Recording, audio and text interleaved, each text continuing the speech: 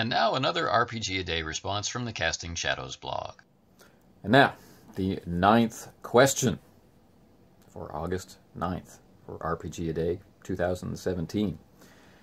Not exactly an opposite or mirror to yesterday's question about game systems that work really well with shorter sessions. This one is looking at, it's still on the topic of shortness, really, at least from my point of view. We're looking at game systems today which are suitable for maybe around 10 sessions, a few weeks, right? 2 months and some change, maybe for once a week playing. A short-term campaign, at least from my point of view, not an open-ended, never-ending story sort of thing, but something that you would use to do something that had a distinct beginning, middle, and end in a reasonable amount of time, a couple of months.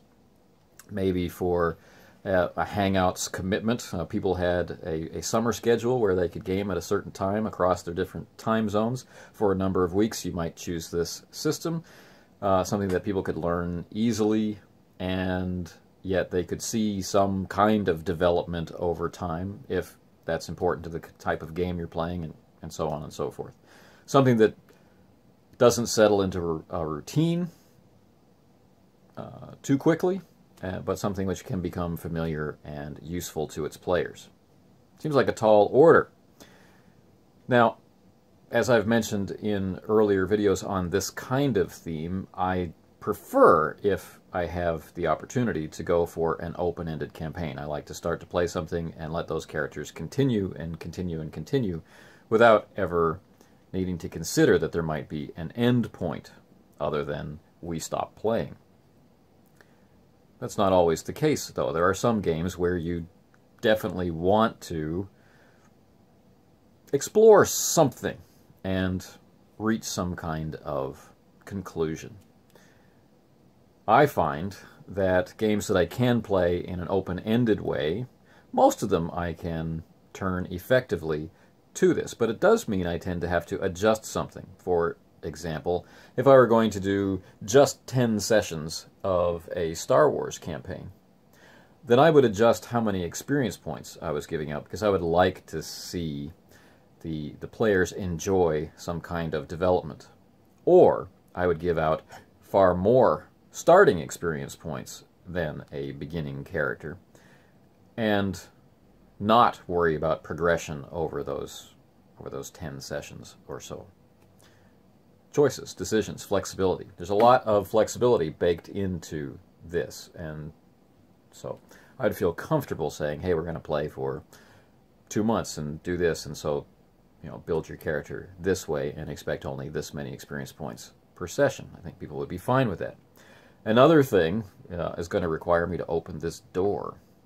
Another thing that works well that way is Call of Cthulhu, some very specific kind of investigation, and players going into it with the sense or the threat that, well, maybe not all the characters are going to survive, and maybe we might be drawing on a pool of a variety of characters, but overall we're looking at dealing with one particular threat or investigation or mystery or whatever, and then so that you can avoid that saturation of sense, right? So that you're not constantly playing a horror game until it becomes routine. You might put the game away for a little while, play something else completely different, and then come back to it. Maybe that mystery that you investigated over those 10 sessions reawakens in a different era or a different period or something. So I find I return to Call of Cthulhu a lot for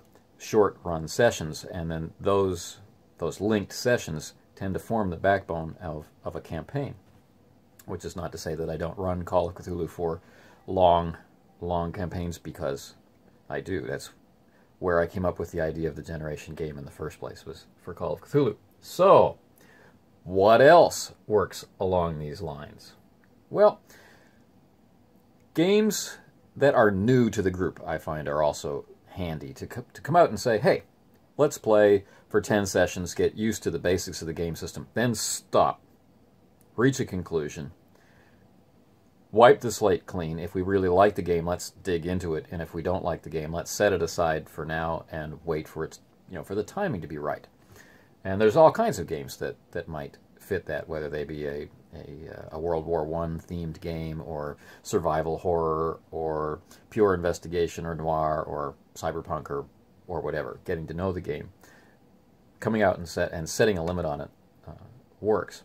But this question was really asking about games that are really suited for or best support short-run campaign play, or around 10 sessions. So things that I find fit that mold really well are Corporia. Right? It's a lot of fun to play, has a really easy system to learn. There's a wide variety of characters, so you can come back to it again and again and again to play these short-run campaigns, and over time build toward something, or never build towards something. Have each short campaign be self-contained, but with its sense of knights in shining Armani, of its blend of magic and cyberpunk and Arthurian legend and subterfuge and intrigue. I find that I really like playing this game. But you can encapsulate a lot of its themes into these shorter bursts of play, and that tends to have people wanting to come back to it later, which I like. What else?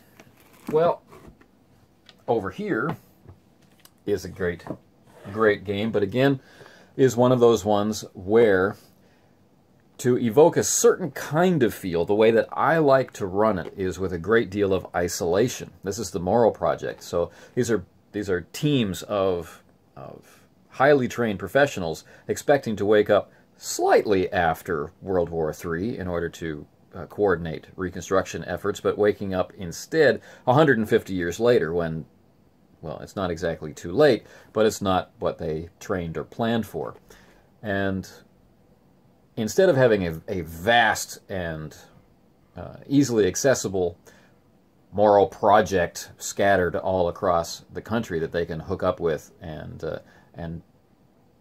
merge into an existing and successful force, I prefer, this is my preference, I prefer to run the game with a lot of isolation. This team that wakes up, they might be the only team left, or they might not even recognize the descendants of teams that woke up on time, and that sort of thing.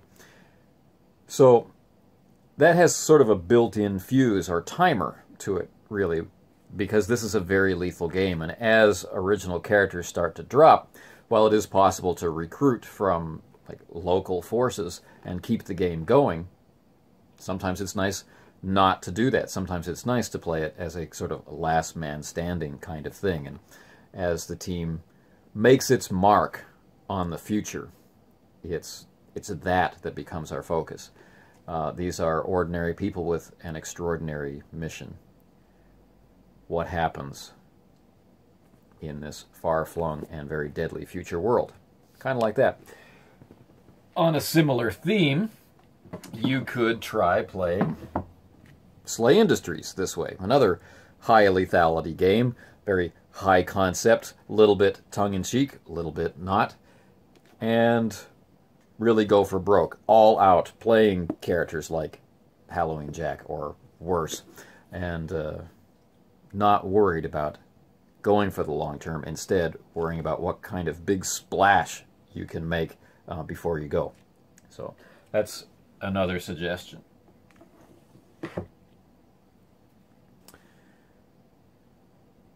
So those are some of my picks for systems which work really well in short, self-contained bursts.